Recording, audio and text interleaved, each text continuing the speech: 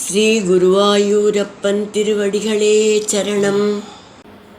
இன்னைக்கு இந்த தசகத்தோட 3வது ஸ்லோகத்தை பார்க்கலாம். முதல்ல வார்த்தைகளை பிரித்து சொல்லலாம், பிறகு ஒவ்வொரு வரியும் சேர்த்து சொல்லலாம். லப்தாம் நாயகணஸ் சதுர்தசவயா கந்தர்வராஜே மனாக். लब्धाम्नाय गणश्चतुर्दशवया गन्धर्वराजे मनाक्. आशक्तां किल मातरं प्रतिपितुः क्रोधाकुलस्याज्ञया. आसक्तां किल मातरं प्रतिपितुः क्रोधाकुलस्याज्ञया. ताताज्ञातिकसोदरै सममिमां चित्वात शान्तात् पितुः. ताताज्ञातिकसोदरै सममिमां चित्वात शान्तात् पितुः. तेषां जीवनयोगमापितवरं माता च देदाद्वरान्. तेषां जीवनयोगमापितवरं माता च ते दाद्वरान्. लब्धां नायगणस् चतुर्दशवया गन्धर्वराजे मनाक्. आशक्तां किल मातरं प्रतिपितुः क्रोधाकुलस्याज्ञया. लब्धां नायगणश्चतुर्दशवया गन्धर्वराजे मनाक्. आसक्तां किल मातरं प्रतिपितुः क्रोधाकुलस्याज्ञया.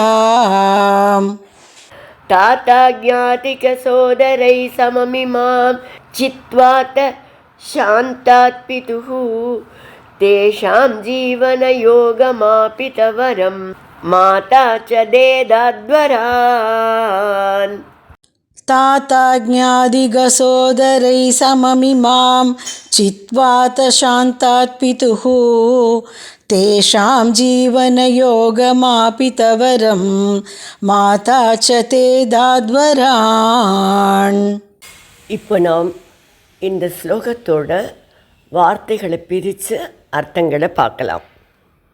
சதுர்தச வயாக 14 வயதிலேயே லப்தாம் நாயகணக வேதங்களையெல்லாம் கற்றறிந்த நீங்கள் கந்தர்வராஜே கந்தர்வ மன்னனான சித்திரரதனிடம் மனாகாசக்தாம் சிறிதே ஈடுபாடு கொண்ட மாதரம் பிரதி உங்கள் தாயினிடத்தில் குரோத ஆகுலஸ்ய மிகவும் சினம் கொண்ட பிதுகு ஆக்ஞையா தந்தையின் ஆணைக்கிணங்க இமாம் அவளை தாத்த ஆக்ஞா அதிக தந்தையின் கட்டளையை மீறிய சோதரைகி சமம் உன் சகோதரர்களுடன் சேர்த்து சித்வா அத கொன்று பிறகு சாந்தாத் பிதுகு அமைதியடைந்த தந்தையிடமிருந்து தேஷாம் ஜீவன யோகம் வரம் அவர்கள் மீண்டும் உயிர் பெற வேண்டும் என்ற வரத்தை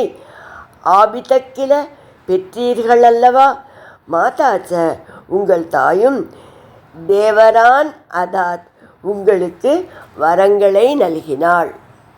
இப்போ இந்த ஸ்லோகத்தை முழுவதுமாக பாராயணம் பண்ணி இதோட முழு அர்த்தத்தையும் பார்க்கலாம்.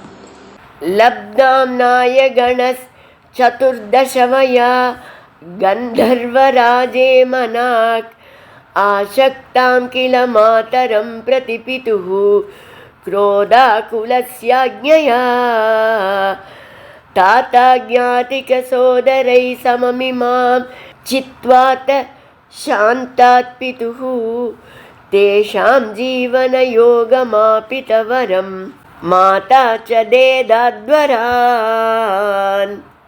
பரசுராமராகிய நீங்கள் 14 வயதிலேயே வேதங்களையும் சாஸ்திரங்களையும் கற்றறிந்தீர்கள்.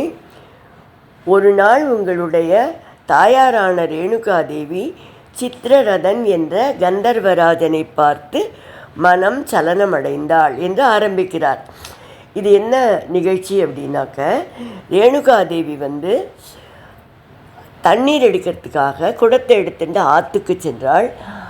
ஆற்றில் நீர் மொண்டு கொண்டு இருக்கும்போது வானத்தில் ஒரு கந்தர்வன் சென்று கொண்டிருந்தான்.